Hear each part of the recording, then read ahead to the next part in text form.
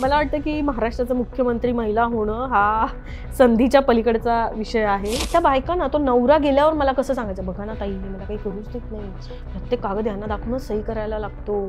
आणि अशा एक दोन होत्या, मला ना खूप शिकायचंय, मला खूप करायचंय, टॉयलेट्स नाही आहेत गावामध्ये, अशी स्कीम आली आहे, मी यांना सांगितलं पण ते काय त्यांचे मित्र जे सांगतात तेच करतात. मला वाटतं की ही पॉलिटिकल जी सिस्टीम आहे आपली ही एवढी सरावली नाहीये की एखादी स्मार्ट बाई येऊन माझ्यासोबत बसून एखादा निर्णय घेऊ शकते आणि तेवढ्याच ताकदीने तो इम्प्लिमेंट करू शकते. फ्री बीज देण्यापलीकडे आणि एखादं फेस्टिव्ह सेलिब्रेशन याच्या पलीकडे महिला मतदारांना बघितलं जातं. तुम्ही पुरुष आहे, तुम्हाला संधीचं महत्त्व कळूच शकत नाही. पुरुष राजकारण कसं हे राजकारण आहे. ताईंना भरपूर संधी क्रिएट झालेल्या आहे, सगळ्याच तायांना. एवढंच आहे की त्या किती लढतात, त्या किती स्ट्रॉंगली फाईट करतात आणि महिलेला एक जमेची बाजू पण असते, तिच्यावर लोक पटकन विश्वास ठेवतात. पण मला खात्री आहे की 2029च्या निवडणुकीत महाराष्ट्राच्या राजकारणाचं चित्र पूर्ण वेगळं असेल.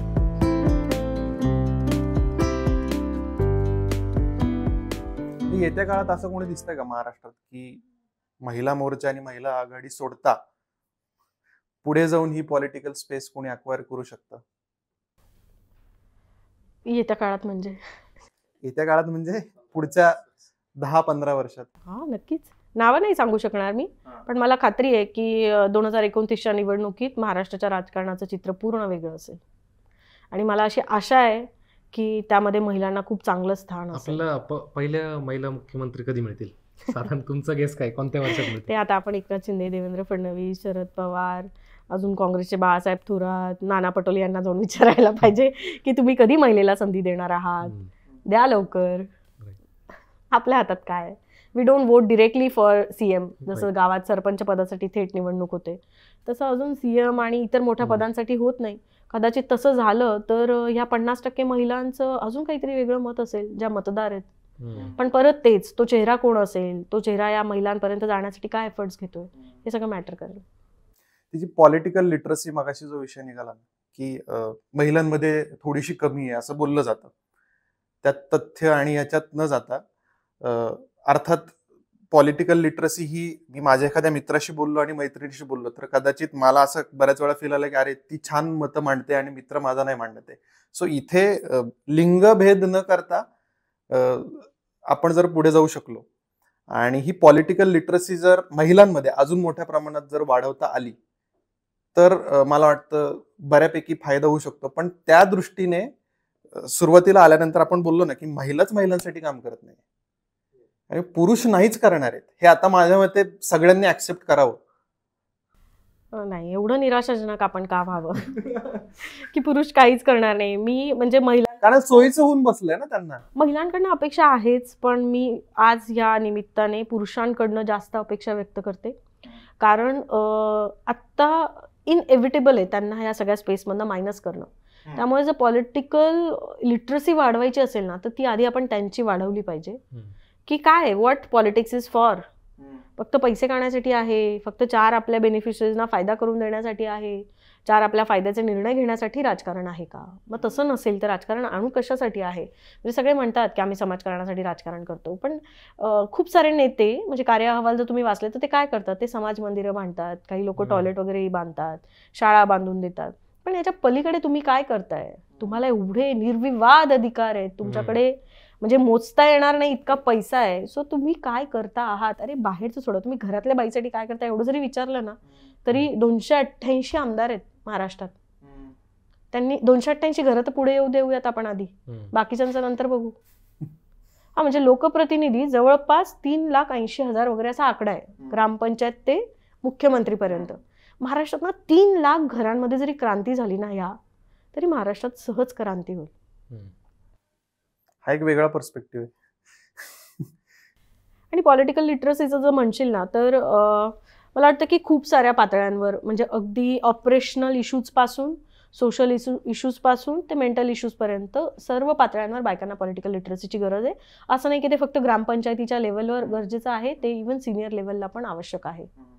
आणि एवढं त्याच्यावर आत्ता काम होत नाही. जेव्हा समजेल ना की आपण एखादा बिस्किटचा पुडा जरी घेतला तरी त्यातही कोणत्या ना कोणत्या प्रकारे राजकारण असतं, तर तेव्हा मग ती लिटरसीचा उपयोग होईल.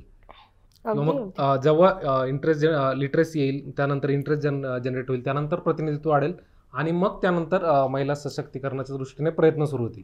तर ही सगळी जी प्रोसेस आहे ती स्पीडअप कशी करता येईल? तुम्ही हा जो सशक्तीकरण शब्द वापरला ना, याच्यामध्ये शक्ती, ताकद, तर बाईला आधी ती ताकद कळायला लागेल. माझ्या हातात पद आहे म्हणजे काय, व्हॉट दॅट पॉवर मीन्स.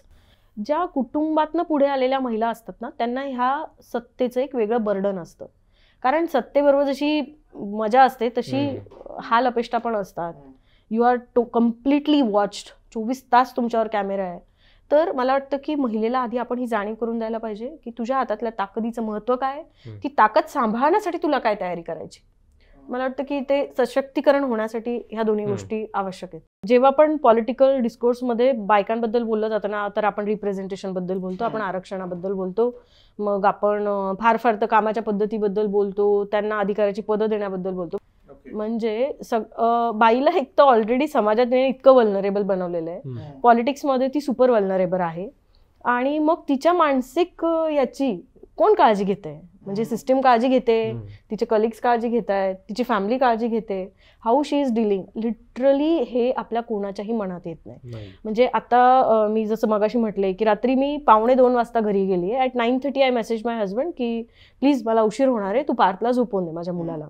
असं मी निर्धास्त होते की he will take care of him. रात्री 1:30 वाजता तिथे गेल्यानंतर मला काहीच वाटलं नसेल, मी जस्त गेले आणि झोपले, मला काहीच गिल्ट आला नसेल. इमॅजिन असं पुढाऱ्यांच्या बाबतीत कसं होत असेल. आणि एक म्हणजे मला ना त्यांची खूप गंमत वाटते. त्या एकाच वेळी एकदम शालीन, फॅमिली, टापटीप साडी, पेन, काहीच दिसलं नाही पाहिजे, म्हणजे इकडून इकडून इकडून, फार बऱ्याच वेळा तर इकडून पण, अशा बाईला आणि एकाच वेळी ती कुटुंबाला किती वेळ देतीये, तिचा डायलॉग काय आहे, तिची सपोर्ट सिस्टीम काय आहे, सगळेच नवरे इतके समजूतदार आहेत का. So how she is dealing with mental health. मला ना हे असं वाटलं की ह्या पॉडकास्टच्या निमित्ताने याच्यावर चर्चा व्हायला पाहिजे. आणि ना प्रत्येक, मला वाटतं की फक्त बाई म्हणून बघण्यापेक्षा ना आपण त्या फॅमिलीज वर जर काही करू शकलो ना तर it will be even great. कारण मला वाटतं की कदाचित त्यातले 1-2 चांगली उदाहरणं असतील की जे कदाचित आधी समाजाला प्रेरणा देतील. म्हणजे without that support system it is impossible to work. Right. Not just in politics, in any profession. Without support तुम्ही कसं काम करू शकता. आणि सपोर्ट मिळून सुद्धा जे मला मानसिक हर्ट होतंय आता, आणि माझ्या शरीराची रचनाच अशी आहे की मला मूड स्विंग्स आहेत, मला थकवा आहे. सो हे तुम्ही कुठे बघताय. हे सगळं घेऊन मला राजकारणात पण उतरायचं आणि मी आहे, आणि मला स्ट्रॉंग राहायचंय, नो मॅटर कोण मला काय म्हणतं समोरचा. ते आपण ना खूप असं जाता जाता म्हणतो की राजकारणी ना गेंड्याच्या कातडीचे असतात. मग त्या बायकाही तशाच असतात का. त्यांना खरंच काहीच फरक पडत नाही का. सोशल मीडियावर तर लोक इतकं वाईट लिहितात, म्हणजे आपण विचार करू शकत नाही. तो वाईटपणा आता एकमेकांवरच्या टीकांमध्ये पण आलेला आहे. सो किती सोपं आहे बाईला तिच्या चारित्र्यावरनं टार्गेट करणं. कसं ते डील करत असतील. म्हणजे मी त्या स्पेसमध्ये नाही. मला वाटतं की तुम्ही कधीही एखाद्या राजकीय महिलेला इंटरव्ह्यू केलं तर तुम्ही तिला हे विचारा की तुम्ही कसं डील करता, आणि त्यांना म्हणा की तुम्ही खरं उत्तर द्या. त्यांचे प्रश्न वेगळे आहेत. नॉर्मल पुरुष जे राजकारणात आहेत त्यांच्यापेक्षा खूप वेगळे आहेत. आणि त्याच्यावरती आणि पुन्हा सिद्धही करायचं आहे की हा प्रश्न विचारायला लोक रेडी असतात की हे झेपेल का तुम्हाला. पुन्हा निवडून गेल्यानंतर पण सिद्ध पण करायचंय ते. आणि अजून एक मानसिकता आहे ना की ती आहेच आणि ती बोलली जाते बऱ्याच वेळेस की बाईला काय कळतं ना राजकारणातलं. पॉलिटिकल लिटरसी नाही आहे ना एवढी महिलांमध्ये, म्हणून मग त्यांना कसं, आणि मग त्यांना कसं त्याच्यात आरक्षण जरी दिलं तरी कोण येणार, कसं येणार, हाही एक वेगळाच थॉट आहे. म्हणजे महिलांनी सिद्ध केलंय का, तर हो, निर्विवादपणे सिद्ध केलंय सगळ्या क्षेत्रांमध्ये. असं असतानाही हा विचार जर असेल तर मग प्रतिनिधित्व आणि किंवा त्यांना आरक्षण देऊनही तुम्ही कसं त्यांना सामावून घेऊ शकता ना. तू जो मुद्दा म्हणला ना, तुला काय अक्कल आहे, हे काय तू फक्त राजकीय बाईला बोलतोस का. हे आपण घरात आपल्या बहिणीला बोलतो, हे आपल्या आईला बोलतो, इथून सुरुवात, बायकोला बोलतो, आणि घरात जी कोणी महिला असेल तुला काय अक्कल आहे, तुला काय कळतं, तू गप बस ना. सो आय थिंक पॉलिटिक्सला दोष देण्यापेक्षा आपली जी सोसायटी आहे तिचा जसा रंगढंग आहे ना तसा तो राजकारणात उतरलाय. महिला ज्या पॉलिटिक्समध्ये आपल्याला दिसतात अगदी बोटावर मोजण्या इतक्या महिला अशा आहेत की ज्यांची इंडिपेंडंट आयडेंटिटी आहे, म्हणजे independent of their husband, their father. Family सोडता, म्हणजे फॅमिलीचं बॅगेज किंवा त्याचा वारस म्हणून पुढे महाराष्ट्रात अशा 10 पण बायका निघणार नाहीत की ज्यांचा कोणीतरी वारसदार नव्हता and Yes. They are not taking that legacy ahead. म्हणजे मला इमिजिएटली वंदनाताई आणि नीलमताई गोरेंचं नाव आठवलं. कदाचित काँग्रेसमध्ये काही असतील, काँग्रेसमधून तर खूप महिलांचे चेहरे समोर यायचेत अजून, पण म्हणजे यांच्या व्यतिरिक्त कुठल्याही महिलेचं नाव घ्या, नोन स्पेसमध्ये असलेल्या प्रत्येकीच्या मागे काहीतरी वारसा आहे. राजकीय वारसा. तर मला वाटतं की त्या वारसामुळे काय होतं ना, म्हणजे एक यंग पॉलिटिशियन आहे पुणे डिस्ट्रिक्टमधनं. She also comes from a family, म्हणजे खूप स्ट्रॉंग बॅकग्राऊंडमध्ये येते. ती मला असं म्हणत होती की मला संधी मिळाली, पण माझ्यावर जे बॅगेज आहे माझ्या कुटुंबाचं, ते सोडून मी माझी वेगळी मतं कशी मांडू. तर मी जे मगाशी म्हटलं ना की डिलेमा, मेंटल हेल्थ, त्यांचे प्रश्न त्या कसं डील करतायत, त्याच्यावर बाहेरून तर समाज म्हणून आपण काही करतच नाहीये, पण विदिन पॉलिटिक्स किती महिलांनी महिलांसाठी एक इकोसिस्टीम तयार केली आहे. म्हणजे आता प्रत्येक पक्षाच्या आघाड्या असतात, महिला आघाड्या असतात, महिला मोर्चा आहे. तर हे लोक त्यांना जॉईन होणाऱ्या महिलांसाठी काय करतात? साड्यांचे कार्यक्रम करतात, भोंडल्याचे कार्यक्रम करतात, पण किती लोक त्यांना सिरियसली पॉलिटिकल स्किलिंग शिकवतात?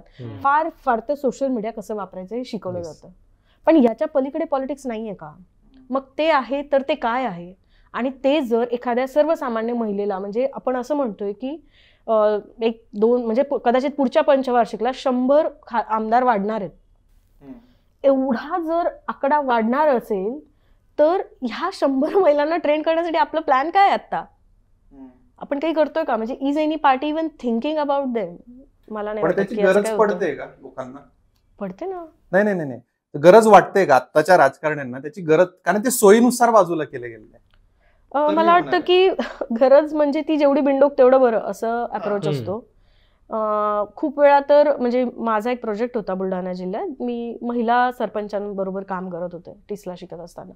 तर त्या बायकांना तो नवरा गेल्यावर मला कसं सांगायचं, बघा ना ताई, हे मला काही करूच देत नाही, प्रत्येक कागद यांना दाखवूनच सही करायला लागतो. आणि अशा 1-2 होत्या, मला ना खूप शिकायचंय, मला खूप करायचंय, टॉयलेट्स नाही आहेत गावामध्ये, अशी स्कीम आली आहे, मी यांना सांगितलं, पण ते काय त्यांचे मित्र जे सांगतात तेच करतात. त्यामुळे खूप ठिकाणी एक विशेषतः डिजिटलचा स्पीड वाढलाय, माहिती. आता तू मगाशी म्हणलास की आयांमध्ये महिलांमध्ये अवेअरनेस आलाय एकूणच पॉलिटिकल स्पेसबद्दल, तर याचा परिणाम ह्या इतर राजकारणात, समाजकारणात सक्रिय असलेल्या महिलांच्या आकलनावर पण होतोय. त्यांना एक ॲडिशनल माहिती मिळतीये, त्यांचं स्वतःचं एक आकलन तयार होतोय. मला वाटतं की ही पॉलिटिकल जी सिस्टीम आहे आपली, ही एवढी सरावली नाहीये की एखादी स्मार्ट बाई येऊन माझ्यासोबत बसून एखादा निर्णय घेऊ शकते आणि तेवढ्याच ताकदीने तो इम्प्लिमेंट करू शकते. मला वाटतं की खूप म्हणजे सॅड आहे की 75 इयर्स झाले आपल्याला स्वतंत्र होऊन, आणि तरी आपण अशा गोष्टींसाठी बोलतोय. तर विलिंगनेस लागेल त्या सिस्टीमचा की जो आता नाही आहे अजिबात. आता 2019ची जी लोकसभेची निवडणूक झाली, तर त्याचा जो डेटा आहे की साधारण माझ्या मते 14% खासदार महिला आहेत लोकसभेत. तो 2006 पासून जर बघितलं तर बऱ्यापैकी वाढ झालेली आहे. असं म्हटलं जातं की हा, महिलांचं प्रतिनिधित्व वाढलंय, 14% महिला प्रतिनिधित्व करतात, खासदार म्हणून आता आहेत.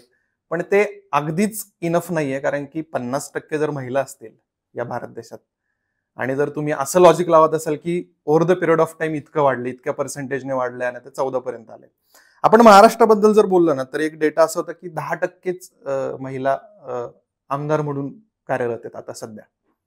आणि याच्या वर जाऊन पुन्हा मंत्रीपद, म्हणजे जी पदं ऍक्च्युली कार्यकारी पद ज्यांना आपण म्हणतो, म्हणजे कॅबिनेट मंत्रीपद किंवा राज्यमंत्री, किंवा ज्याने लोकांचं भलं करता येईल, ज्याच्यातनं पॉवर हातात असते महिलांच्या, ती पदं असणं तर अतिशय आवश्यक आहे. कारण की तुम्ही जसं मगाशी म्हटलं ना की एक महिला समजू शकते की टॉयलेट का बांधायचंय किंवा त्याची गरज काय, की ती प्रायोरिटी पहिल्यांदा का असावी, ना की नवऱ्याचा मित्र वेगळं काहीतरी सांगतोय. सो ती महिलाच समजू शकते, म्हणून महिला ही कार्यकारी पदावर असावी.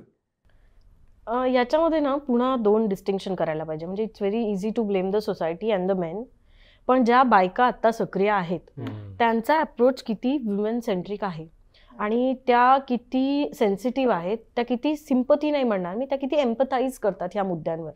म्हणजे तुम्ही महिलांचे जर मुद्दे स्पेसमध्ये, पॉलिटिकल सोशल स्पेसमध्ये येणारे बघले ना, तर त्याच्यामध्ये अत्याचार, बलात्कार, कोणाची तरी बदनामी, कारवाई, याच्या व्यतिरिक्त टेल मी अ टॉपिक.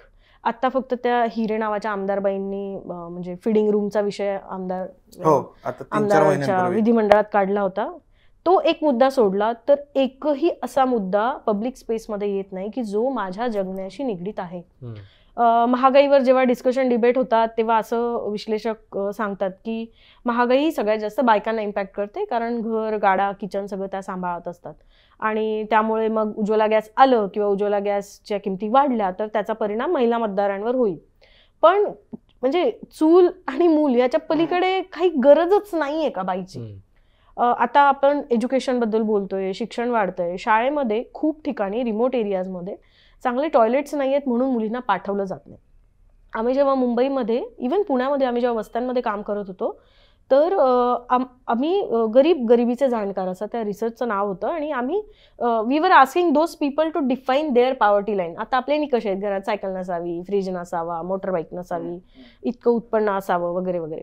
तर मी त्यांना असं विचारत होते, तर तुम्हाला आश्चर्य वाटेल एका महिलांच्या ग्रुपने असं सांगितलं की आम्हाला सुरक्षितता हा मुद्दा जास्त काळजीचा वाटतो, ती त्यांची प्रायोरिटी. एक्झॅक्टली. म्हणजे स्लमच्या एंडवर, कॉर्नरवर जेव्हा माझी मुलगी शाळेतनं नोकरीवरनं येते तर तिथून माझ्या घरापर्यंत येण्याचा केवढा अंतर असेल, नॉट इव्हन 500 मीटर, पण तेवढ्या पॅचमध्ये तिला सुरक्षित वाटत नाही. याच्यावर कोण बोलतंय? काय याच्यावर आपण समाज म्हणून महिलाच बोलू शकते, पण ती महिला प्रतिनिधित्व करत नाहीये. आणि मला काय वाटतं की इव्हन स्लम्स मधनं अशी कितीतरी लोक आहेत की जे विमेन पण आहेत त्याच्यामध्ये की ज्या प्रतिनिधित्व करतात, पण फ्री बीज देण्यापलीकडे आणि एखादं फेस्टिव्ह सेलिब्रेशन याच्या पलीकडे महिला मतदारांना बघितलं जात नाही. थोडाफार प्रयत्न होतो डिजिटल क्रिएटर्सना किंवा ओपिनियन मेकर्सना कनेक्ट करण्याचा, पण त्या स्पेसमध्ये पण ना इश्यूजवर बोलतो आपण, we don't speak about women issues. आणि खूप सारे मुद्दे आहेत, म्हणजे वॉशरूम, सेफ्टी, हे फक्त पर्क्स म्हणजे अगदी समोरचे मुद्दे आहेत. पण तुम्ही एखाद्या बाईबरोबर जेव्हा पूर्ण जगता, तिचं आयुष्य समजून घेता, तर खूप सारे प्रश्न आहेत. नोकरी करणाऱ्या महिलांना पाळणाघराचा प्रश्न आहे, मुलाला म्हणजे कुठेतरी ठेवून कामावर जाणं, त्या मेंटल हेल्थचा तर मुद्दा आहेच आहे. याच्या पलीकडे घरात ज्येष्ठ नागरिक असतील तर त्यांची काळजी कशी घ्यायची याचा प्रश्न आहे. विदिन फॅमिली तिला एक सपोर्ट मिळावा म्हणून फॅमिली काउन्सिलिंगची गरज आहे. हे मी काम करणाऱ्या बायकांबद्दल सांगते. गावाकडे बायकांना मेंटल हेल्थ इश्यूज नाही आहेत का? Beyond domestic violence, beyond abuse, कितीतरी असे प्रश्न आहेत की ज्याच्याबद्दल महिला बोलतच नाही आहेत किंवा ते त्यांच्या जगण्याचा भाग आहे. पण मला वाटतं की आपल्या व्यवस्थेलाच तो पर्स्पेक्टिव्ह नाही आहे. आणि तो पर्स्पेक्टिव्ह असं मी अजिबात म्हणणार नाही की तो फक्त एखादी बाई आणू शकते, तो कदाचित एखादा सेन्सिटिव्ह पुरुषही आणू शकतो. राजकीय वारसा म्हणजे आपण आता महाराष्ट्राचं जर उदाहरण घेतलं तर बऱ्यापैकी फॅमिलीज आहेत ज्या राजकारणात पुढे येऊन राजकारण करताय, समाजकारण करताय. म्हणजे अगदी नावं घ्यायची तर पवार कुटुंबीय, मुंडे, तटकरे, शिंदे, अजून असे, ह्या सगळ्यांची नावं यासाठी घेतली की यांच्या मुली किंवा त्या घरातल्या महिला या राजकारणात आहेत, समाजकारणात आहेत, त्या उत्तम काम देखील करतात, त्याच्याबद्दल आपल्याला बोलायचं नाही. पण महाराष्ट्रात महिला राजकारणी असं जर कोणी उच्चारलं तर साधारण डोळ्यासमोर हीच नावं येतात: मुंडे, शिंदे, पवार, तटकरे. या पुढे जाऊन ऑब्झर्वेशन काय ना की त्या घरात सगळ्यांबद्दल नाही, पण त्या घरात पुरुष नाही म्हणून महिलेला प्रतिनिधित्व आहे का, किंवा तिला पुढे केलं गेलंय का? तर त्याच घरात जर पुरुष असता, एखादा मुलगा असता, तर तो पुढे जातो आणि महिला आपोआप बाजूला सरकते. म्हणजे ऑप्शन नाहीये म्हणून महिलेला पुढे केलंय का? आणि मग अशा वेळी धनंजय मुंडे आणि अजित पवारांनी जे केलं त्याच्याबद्दल आपण काय म्हणणार? म्हणजे तुझ्याच प्रश्नावर मला असा प्रश्न पडलाय की त्यांना या महिलांचा त्रास झाला तो त्या महिला होत्या म्हणून झाला का? त्यांना ते स्वतः जास्त डिझर्विंग ते पुरुष आहेत म्हणून वाटतात का? आणि थोडासा दोष त्या मी महिलांनाही देईल की go out of your comfort zone, की जे यांच्यातलं कोणीही जात नाही. मला वाटतं की थोडंफार प्रणिती आत्ता दिसायला लागलेल्या आहेत की going out of your comfort zone. But मला नाही वाटत की इतर कुठला पॉलिटिशियन आहे की जो इतका त्याच्या आउट ऑफ कम्फर्ट झोन बाहेर जातो. कदाचित पवार फॅमिलीमधनं, मुंडे फॅमिलीमधनं समोर आलेल्या महिला असं म्हणतील की आम्ही किती फिरतो, आम्ही तर गावोगावी जातोय, but that's part of your profile, that's part of your job. ते आउट ऑफ कम्फर्ट झोन जाणं कसं झालं?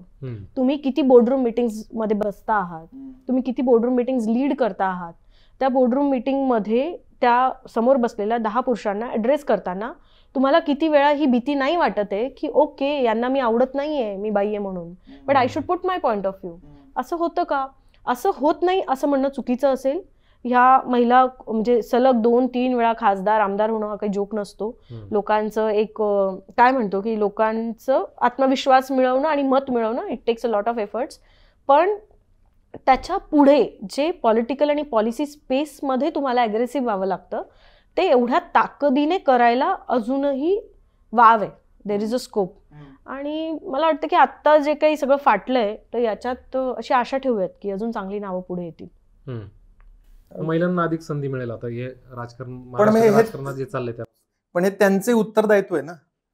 तुम्हाला मी असं नाही म्हणत की फक्त फॅमिलीमुळे तुम्ही राजकारणात आहात. तुमचं स्वतःचं देखील कर्तृत्व आहेच आहे. तुम्ही फिरता, तुम्ही समाजात जाता, काम करता, तुमचं कर्तृत्व आहेच आहे. ते नाकारण्यात काही मुद्दा नाही. पण तुम्हाला एक ते ब्राउनी पॉइंट्स किंवा प्लस पॉइंट आहे की तुमच्या मागे तुमची फॅमिली आहे. पवार असेल, मुंडे असेल किंवा कोणी आहे. तर त्यावेळेस त्या महिलेचं जी राजकारणात इतकी सक्रिय आहे त्यांचं उत्तरदायित्व नाही का की आपण आपल्यासारख्याच महिला ज्यांच्याकडे फॅमिली बॅकग्राऊंड नसेल त्यांना राजकारणात आणावं. कारण जर परिस्थिती इतकी निराशाजनक असेल या सगळ्या पुरुष राजकारण्यांच्या गोंधळात तर त्यांचं उत्तरदायित्व बनतं ना. पक्षीय राजकारणाच्या पलीकडे जाऊन त्यांनी महिलांसाठी ते काय करतात ते बघायला पाहिजे. मला वाटतं ना की आता ज्या पद्धतीने पॉलिटिकल स्पेसमध्ये 2 पक्षांमध्ये फूट पडली आहे आणि ठरवून काही महिलांना टार्गेट करण्याचं म्हणजे एकदम प्रकार रूल आहे. प्लस ते करण्यासाठी आपल्याच पक्षातल्या दुसऱ्या महिलांना वापरलं जात आहे. तर अशा स्पेसमध्ये असा प्रश्न विचारून मी अनफेअर होणार नाही त्या लीडर महिलांसोबत. पण आपण पण असं म्हणणं चुकीचं आहे की त्यांनी अजिबातच संधी नाही दिली. म्हणजे कार्यकर्त्या बांधणं असेल, एक काय असं ना की मी महिला असले की बाय डिफॉल्ट मला 1-2-4 महिला कार्यकर्ता माझ्यासोबत लागतात. त्यांच्यातल्या काहींना चांगली गती असते, तर त्यांची एक पॉलिटिकल स्पेस क्रिएट पण करतात. म्हणजे अगदी राष्ट्रवादीचं उदाहरण घेतलं तर अशी कितीतरी नावं आपण सांगू शकतो की त्यांनी पुढे येऊन म्हणजे केडरमधनं पुढे येऊन स्वतःची एक स्पेस क्रिएट केलेली. मग त्याच्यात सक्षणा सलगरचं नाव घेता येईल, अदिती नलावडेचं नाव घेता येईल. काँग्रेसमध्ये मुली आहेत, ती पवार नावाची मुलगी विदर्भातनं शेतकरी आणि ओबीसी चेहरा म्हणून आता या किंवा मराठा चेहरा म्हणून या सगळ्यातनं पुढे येऊ बघते. तर मला वाटतं की असं नाही की स्पेस क्रिएट होत नाहीये. पण मी जे मगाशी म्हटलं ना की डिसिजन मेकिंगमध्ये माझा रोल किती आहे आणि मी ते किती ताकदीने करतोय. मला वाटतं की काही वेळा करतात पण आत्ताच्या बदललेल्या स्पेसमध्ये ती त्यांची संधीच खूप कमी झालेली आहे. म्हणजे मुळात राजकारणात येण्यासाठीची दारच कमी आहेत आणि त्यात परत महिलांसाठी तर ती दारं आणखी कमी होतात. राजकारणात येण्यासाठीची दारं कमी नाही आहेत. निगोशिएशन तुम्ही किती चांगलं करू शकता. Okay, let's set for a deal. Will you be comfortable to make a deal with me? मग ते पैशांचं असू शकतं, ते व्यवहाराचं असू शकतं, ते राजकारणाचं असू शकतं. Will you be comfortable? हा प्रश्न तुम्ही पण विचारा ना स्वतःला.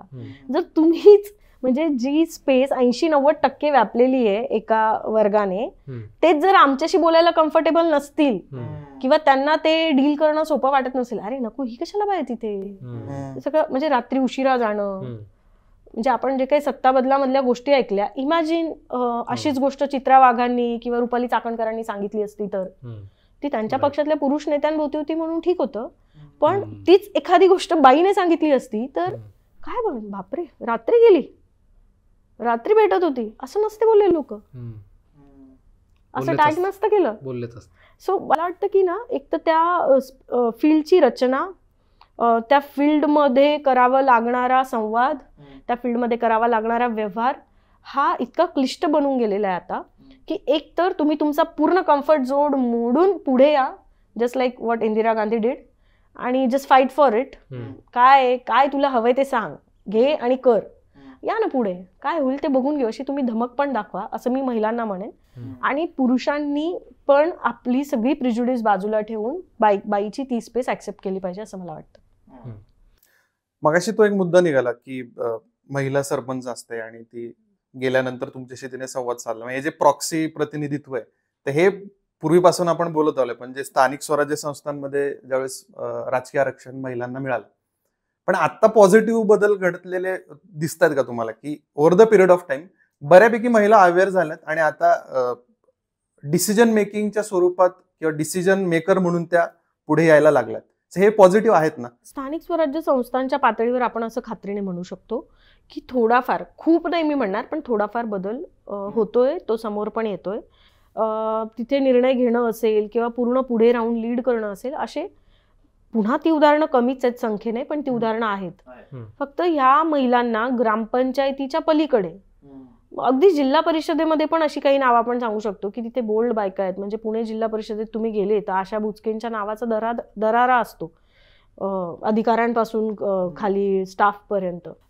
तर असं प्रत्येक भागात आहे की नाही बाबा ती काही चांगली नाही बरं, किंवा तिला हे आवडणार नाही. सो मग काय होतं ना, बायका ही अशी फिअर स्पेस पण कधी कधी क्रिएट करतात.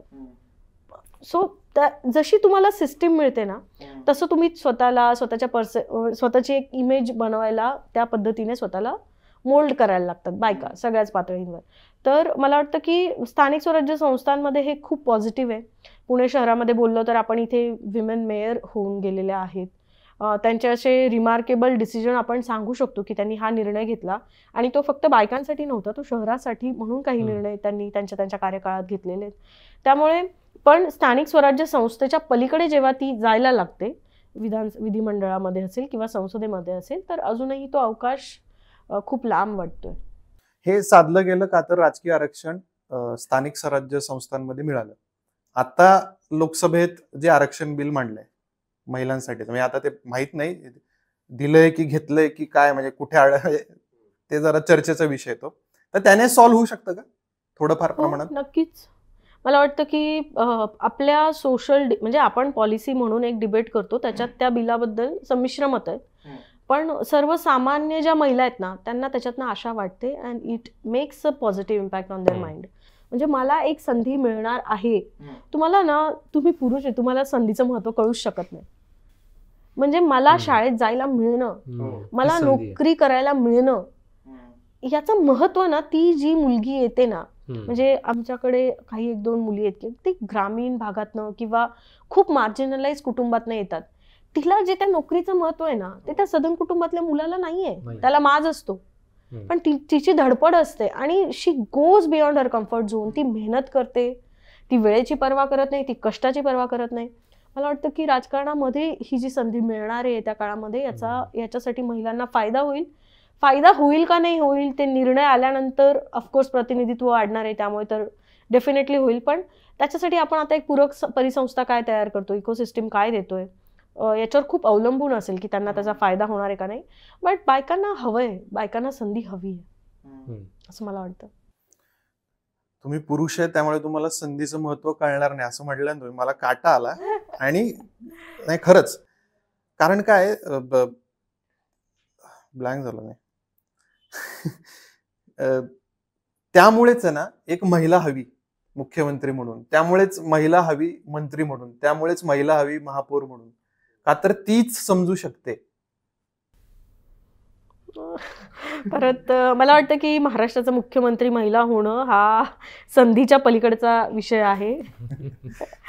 त्याच्यासाठी तुमचे निगोसिएशन, तुमच्या पाठीशी तुम्ही किती लोकांना की ज्यात बहुसंख्य पुरुष आहेत त्यांना उभं करू शकतायत, ते तुमच्या भावापेक्षा किंवा तुमच्या पुरुष सहकार्यापेक्षा तुमच्याशी बोलायला, तुमच्या बरोबर बसायला, तुमच्या मागे उभं राहायला तयार आहेत.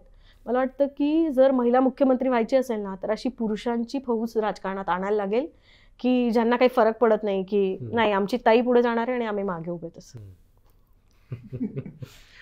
मला भरपूर महिला आणि पुरुष पण दादा तयार नाही आहेत की आता ताई आहेत राजकारणात, पण दादा तयार होतील की नाही माहित नाही. असं मला वाटतं की आता जे सगळं झालंय ना, याच्यातनं ताईंना भरपूर संधी क्रिएट झालेल्या आहे सगळ्याच तायांना. एवढंच आहे की त्या किती लढतात, त्या किती स्ट्रॉंगली फाईट करतात, आणि महिलेला एक जमेची बाजू पण असते, तिच्यावर लोक पटकन विश्वास ठेवतात. तर तुम्ही तो तुमच्यावर ठेवलेल्या विश्वासाला तुम्ही पुरून उरा, पायाला भिंगरी लावून फिरा, महाराष्ट्राचं चित्र बदललेलं असेल. पण तोच विश्वास जेव्हा काही महिला अत्याचाराच्या घटना घडतात तेव्हा एखाद्या मंत्र्यावर आरोप केले जातात, ते सिद्ध होतात, त्यातून राजीनामा येतो, आणि मग पुन्हा सत्ता बदल झाल्यानंतर ते सगळं दिसेनासं होतं. तर अशा वेळी ज्या राजकारणात सक्रिय महिला आहेत त्यांच्यावरचा विश्वास डळमळीत होतो, आणि पुढची जी पिढी आहे महिला राजकारण्यांची त्यांच्यावर त्याचा मोठा निगेटिव्ह इम्पॅक्ट होतो. मला वाटतं की म्हणजे जो स्पेसिफिक एक्झाम्पल तुम्ही घेतलंय ना, तर त्या ज्या कोणी आहेत त्यांना खूप स्पेस आहे पॉलिटिक्समध्ये. त्यांनी महिलांचे प्रश्न आणि महिलांवरचा अत्याचार हे विषय सोडून पुढे यायला पाहिजे. त्यांच्याच बाबतीत नाही, जेवढ्याही महिला राजकारणी आहेत. कारण याच्यातनं काय चित्र तयार झालं की मला समोरच्याला जे काही कट्टशहाचं राजकारण करायचं आहे त्याच्यामध्ये I just used you as a pawn. तुम्ही माझा फक्त एक प्यादा होता. बरोबर. तर याच्यातनं मला वाटतं की लोकांना तिच्याबद्दल काय वाटतं याच्यापेक्षा तिला काय वाटत असेल याचा आपण जास्त विचार केला पाहिजे. कारण 24 तास झोकून देऊन पॉलिटिक्स करणं आणि म्हणजे मग त्याच्यात घराचा विचार नसतो, प्रवास. मी नुसतं काल उशिरा गेले तर मला आज इथे बसायला त्रास होतोय. इमॅजिन दिवस दिवस प्रवास करतात ह्या बायका, राज्यभर फिरतात. प्लस सोशल मीडियामुळे एक अकारण एक निगेटिव्हिटी आपणच अंगावर ओढून घेतलेली असते. ट्रोलर्सचा त्रास आहे. त्रास म्हणजे अक्षरशः हॅरॅसमेंट आहे. There is no other word. अशा वेळेस तिने काही पॉलिटिक्स नाही केलं म्हणून तिला त्रास झाला. तेच मी जे मगासपासून सांगते ना, जर ती पॉलिटिक्स करायला लागली, बाई जी कोणी असेल राजकीय महिला, तिला तिचे हेवे दावे कळायला लावले, तिला तिचे चक्के पंजे कळायला लागले, तर मग या सगळ्या बापांना त्रास होतो, जे कोणी असेल. Imagine a woman doing politics. आज याला नको, याला पुढे आणूयात, हिला नको, याला पुढे, तू बस, ती करेल, असं एखादी बाई सांगायला लागली तर कोणाला आवडणार आहे? नाहीच आवडत. त्यामुळे मला वाटतं की पॉलिटिकल स्पेसमध्ये जे काही सध्याच्या राजकारणात घडतंय त्या तडजोडी आहेत. त्या महिलांनाही ती जाणीव आहे की it's a short term adjustment आणि त्या सहन करतात, त्याच्या पलीकडे दुसरं काही नाही आहे. पण there is a long way to go for all this women. त्यांची स्वतःची पण कुचंबना होतेच. आणि तुम्ही बघितलं ना तर आता दुसऱ्या फळीतल्या महिला आहेत बहुसंख्य, म्हणजे ह्या सगळ्या 50च्या जवळपास किंवा आतल्या महिला आहेत. त्यांच्या पुढे किमान पुढचे 15-20 वर्ष करिअर आहे. तर मला वाटतं की त्यांनी हा विचार केला पाहिजे की मला काय पॉलिटिक्स करायचंय पुढचे 15 वर्ष. मला फक्त एक आमदारकी हवी आहे का? मग ती आमदारकी केल्यानंतर मला काय हवंय? मला एक लाखभर फॅन फॉलोईंग डेडिकेटेड, फक्त मी आवाज दिला की 1 लाख महिला येऊन उभं राहतील, असं काही हवंय का? मग त्या 1 लाख महिला काय एकत्र येतील? मला वाटतं की फक्त बायकांवरचे अत्याचार आणि याच्या पलीकडे जाऊन हे आपण बघितलं पाहिजे. आणि काय परत इथे काय होतं ना की समाजाला ना ते पटकन भिडतं.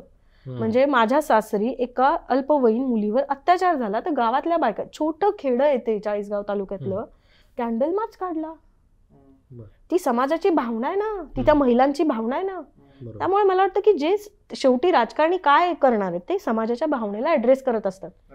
त्यामुळे मला वाटतं की ज्या महिला पॉलिटिशियन्स आहेत त्या कुठेतरी त्या समाजाच्या बाईवर होणाऱ्या अत्याचाराला चला कोणीतरी वाचा फोडतंय, माझं कुणीतरी ऐकून घेतंय, अशी भावना एनकॅश करण्याचा त्यांचा प्रयत्न असतो.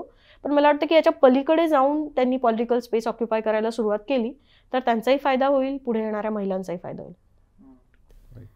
आणि आणखी एक गोष्ट, जेव्हा जे शीर्ष स्थानचं जे नेतृत्व असतं ना, त्यांनी पण महिलांसाठी आपण काय करतो हे जाणीवपूर्वक काही गोष्टी केल्या पाहिजेत. जेव्हा बिल्किस बानो सारख्या प्रकरणात आरोपींची निर्दोष मुक्तता होते, त्यांना सोडून दिलं जातं, तेव्हा समाजात चुकीचा संदेश जातो. ज्यांचा थेट राजकारणाशी संबंधही नाही त्या महिलांसोबत जर अशा गोष्टी घडत असतील, ब्रिजभूषण सारख्या माणसाला संरक्षित करण्याचा प्रयत्न केला जात असेल तर त्याचा संदेश महिलांमध्ये वेगळ्या प्रकारे जातो आणि आधीच राजकारण असुरक्षित वाटतं.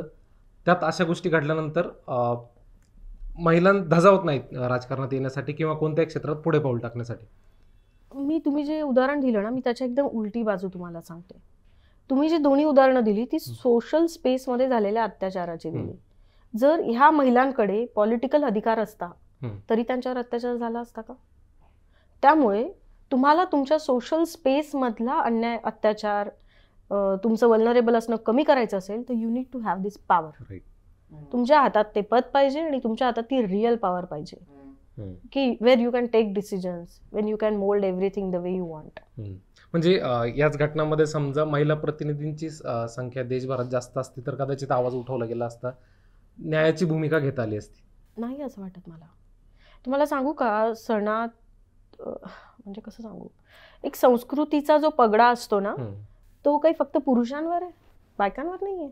मला वाटतं तो पुरुषांपेक्षा जास्त बायकांवर आहे की समोरची व्यक्ती कशी राहते, तिच्या कल्चरल व्हॅल्यूज काय आहेत, ती काय परफॉर्म करते आणि काय परफॉर्म करत नाही. मला वाटतं की पुरुषांना उलट ते पब्लिक स्पेसमध्ये असतात तर हे बघायला एवढा वेळ नाही जेवढा त्या बाईला आहे.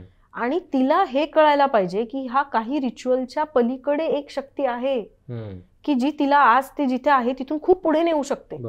त्याची जाणीव नाहीये बायकांना आणि ती होऊ पण दिली जात नाही.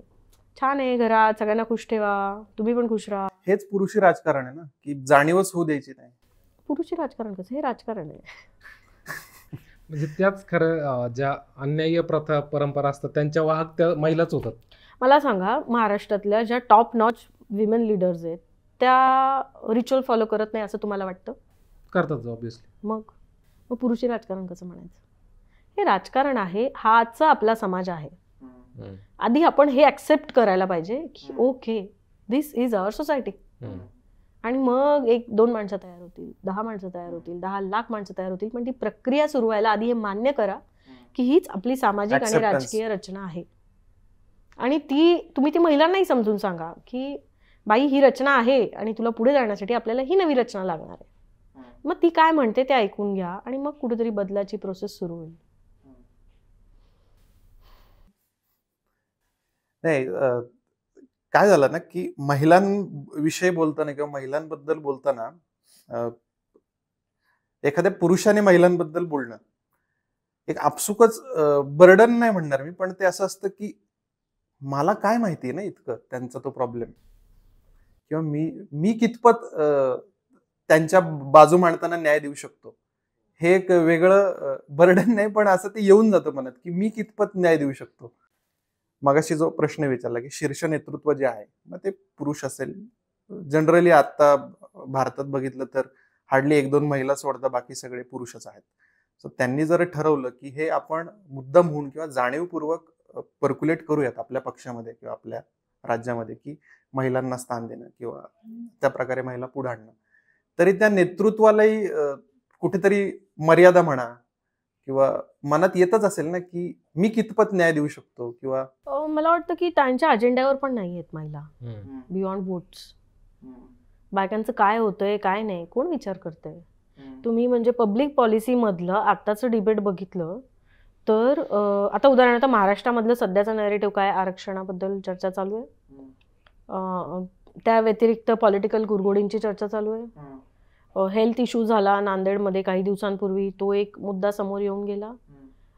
सो असे मुद्दे समोर येतात विरतात. शेतकऱ्यांचा प्रश्न आहे, बेरोजगारांचा प्रश्न आहे, MPSCच्या मुलांचं सतत आंदोलन चालू आहे, नोकर भरतीचा प्रश्न आहे. ह्या सगळ्या प्रश्नांमध्ये एक तरी प्रश्न आपण बाईचा ऐकला का? नाही. सो जे कोणी टॉप लिडरशिप आपण म्हणतो ना, मला वाटतं की त्यांचा दोष नाही म्हणणार मी, त्यांचा अप्रोच असा आहे अपीजमेंट, बाईला खुश ठेवायचं, दॅट्स इट. आणि तो अप्रोच असल्यामुळे ह्या बाकी सगळ्या गोष्टी होत नाहीये. सो जर काही बदलायचं असेल ना तर तो अप्रोच आधी बदलणं गरजेचं आहे की फक्त खुश ठेवणं एवढंच सोपं काम नाही आहे. You have to make my life simple, easier. मला वाटतं की हे चॅलेंजेस आहेत आता. एकच महिला मंत्री आहे, तीही नव्हती, पण अजितदादांनी सरकारमध्ये जाण्याचा निर्णय घेतला आणि महिला मंत्री महाराष्ट्राला लाभल्या. एकच.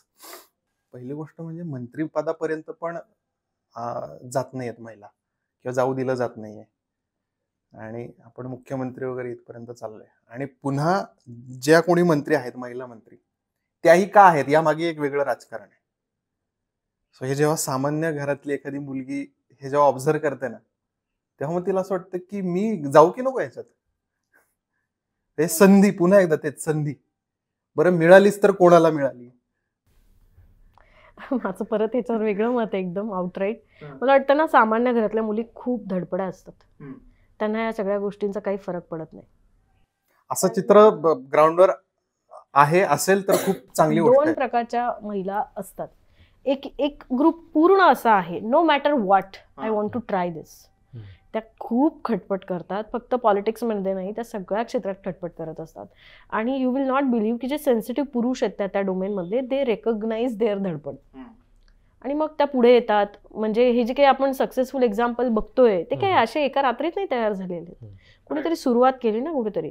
त्यामुळे मला वाटतं की बाईमध्ये ती जिद्द असते, ती फक्त कुटुंबासाठीच सगळी वाहून घ्यायची की आपल्या स्वतःच्या करिअरसाठी काही विचार करायचा, हा एक त्या पर्स्पेक्टिव्हचा मुद्दा असतो. मला वाटतं की असं काही मुली घाबरत वगैरे नाही की कसं होणार आपलं. उलट त्या असा विचार करतात की मी ह्या व्यवस्थेशी जुळवून कसं घेऊ शकते, आणि तिथं खरा प्रॉब्लेम सुरू होतो. कारण सगळे नरेटिव्ह मग जुळवून घेणारेच येतात, रॅडिकल नरेटिव्ह काही येतच नाही ना समोर. I think that is a problem. पण असं नाहीये की संधी मिळत नाहीये मग काय त्यांच्या मुलींनाच मिळणार आहे, असं नाहीये. येतात मुली, पुढे येतात, धडपड करतात, काहींना संधी मिळते, काहींना ती संधी वापरून घेता येते, काहींना ती वापरून घेता येत नाही, असा प्रश्न आहे. बट असं नाहीये की अगदीच बायकांना असं वाटतंय. उलट मग एक वर्ग पूर्ण असा आहे ना की त्यांना कोणासाठीच राजकारण चांगलं वाटत नाही. ते काही फक्त बाईसाठी नाही, कशाला बाई उगाच एवढं डोक्याला त्रास, परत अजून जगण्याच्या, आता तर ते 2-3 घरं आल्यानंतर तर जगण्याच्या हमीवरच येणार आहेत बायका. म्हणजे imagine your house is just set on fire, खड्डा पडला पोटात ते घर जळताना बघून. तर हे असं उद्या माझ्यामुळे माझ्या घरी झालं तर मला वाटतं की ती थोडीशी भीती असते. ज्या त्या स्पेसमध्ये येऊ बघतात त्यांना त्याची जाणीव पण असते, आणि त्या जाणीवेमुळे त्या येतात, टिकतात, आपली एक स्पेस क्रिएट करतात. आणि मग अशा बहुसंख्य महिला आहे की त्यांना ती स्पेस स्वतःसाठी काय पण ती त्यांच्या घरातल्या कोणासाठीच नको आहे. असा आकडा खूप मोठा आहे. थोडक्यात महिलांना, स्त्रियांना त्यांच्या शक्तीची जाणीव जर झाली तर चित्र आश्वासक आहे. 100%. जेव्हा महिलांना प्रतिनिधित्वाच्या संधी मिळाल्या पाहिजे असं जेव्हा आपण म्हणतो, तेव्हा जे ऑलरेडी पुरुष नेतृत्व असेल किंवा इस्टॅब्लिश नेतृत्व आहे त्यांच्यामध्ये ते लॉंग टर्म व्हिजन पाहिजे की हे कशासाठी आपल्याला 15-20 वर्षानंतर हे बदल घडले पाहिजेत, म्हणून आपल्याला महिलांना संधी द्यायची. तर आणि तात्कालिकदृष्ट्या बघायला गेलं तर निवडून येण्याची क्षमता, एवढं एकच क्षमता बघितली जाते, महिला असो किंवा पुरुष असो. तर या पातळीवरची आव्हानं काय आहेत की निवडून येण्याची क्षमता नसते का महिलांमध्ये, आमदारकी असो, खासदारकी असो किंवा लोकल निवडणुकांमध्ये असो? असं नाहीये, असते महिलांमध्ये क्षमता. फक्त म्हणजे मला माहित नाही हे चूक आहे का बरोबर आहे ते, पण अशा कितीतरी पुण्यातल्या नगरसेविका मी सांगू शकते की इंडिपेंडेंट ऑफ देअर हजबंड त्यांचं पॉलिटिक्स आहे. त्या मग काय हळदी कुंकवाचे कार्यक्रम करून का असे ना, पण त्या प्रत्येक घराघरात जायचा प्रयत्न करतात. आणि मी मगाशी जे म्हटलं ना, बाईवर लोक पटकन विश्वास ठेवतात, त्याची त्या महिलांना जाणीव असते, तो तर विश्वास मिळवण्याचा प्रयत्न करतात, अडीअडचणीला धावून जातात. प्लस महिलांची मला एक ताकद काय वाटते ना, they can be really good communicator. त्या खूप उत्तम संवाद साधू शकतात. आणि समजा उद्या तू माझ्याकडे आला आणि जर मी तुझा प्रश्न नुसता ऐकून घेतला आणि तुझ्याशी मायेचे 2 शब्द जरी बोलले ना, तरी आपल्यात एक बांधिलकी तयार होते. मला वाटतं की बाई म्हणून हा फायदा असतो. त्यामुळे नक्कीच महाराष्ट्रात अशी भरपूर उदाहरणं आहे की जिथे बाईला इलेक्टोरल मेरिट आहे, त्यामुळे ती महिला म्हणून पुढे येते. फक्त तेच असतं की इलेक्टोरल पॉलिटिक्समध्ये जनरली जो कोणी तिकीट देणारा नेता असतो याच्यात आणि माझ्यात कोण जास्त चांगलं त्याला ऑफर देऊ शकतो त्याचा फायदा होतो. तर हा चांगली ऑफर देतो, त्यांना माझ्याशी निगोशिएट करायला लाज वाटते किंवा दे आर नॉट कम्फर्टेबल, तो प्रॉब्लेम येतो. पण असं नाहीये, महिलांमध्ये इलेक्टोरल मेरिट आहे. आणि अशा कितीतरी म्हणजे थोड्याच आहेत पण आहेत की ज्या more than 2 terms 3 terms in politics, active पॉलिटिक्समध्ये. मला ही पण त्यांचे महिलांची एक चांगली शक्ती वाटते की त्या अधिक कणव असते त्यांच्यामध्ये आणि त्या पुरुषांचे प्रश्नही अधिक समजून घेऊन अधिक चांगल्या पद्धतीने सोडू शकतात. मला वाटतं की बाई म्हणून जेव्हा आपण विचार करतो ना, तर बाय डिफॉल्ट आपण आधी फॅमिलीचा विचार करतो. माझ्या फॅमिलीमध्ये एक पुरुष आहे, त्याच्यावर डिपेंडंट असलेली एक महिला आहे, त्याची मुलं आहेत, त्याचे आई वडील आहेत, त्याचं अजून एक कुटुंब आहे. सो थोडा तो म्हणजे आपल्याला बाईचं अपब्रिंगिंगच असं होतं की you have to look after your family. त्यामुळे पॉलिटिक्समध्ये आल्यानंतरही कुठेतरी तो फॅमिलीचा ॲटिट्यूड असतोच महिलांमध्ये, इनबिल्ट असतो. आणि मग काही बायका आहेत की ज्या खूप आउट ऑफ द वे जाऊन पॉलिसी डिबेट्स, लॉंग टर्म एन्व्हायरमेंटवर बोलत असतील, महिला सक्षमीकरणावर बोलत असतील, स्किलिंगच्या स्पेसमध्ये काम करत असतील, महिला रोजगारावर काही मॉडेल्स ग्रामीण भागामध्ये समोर येतात.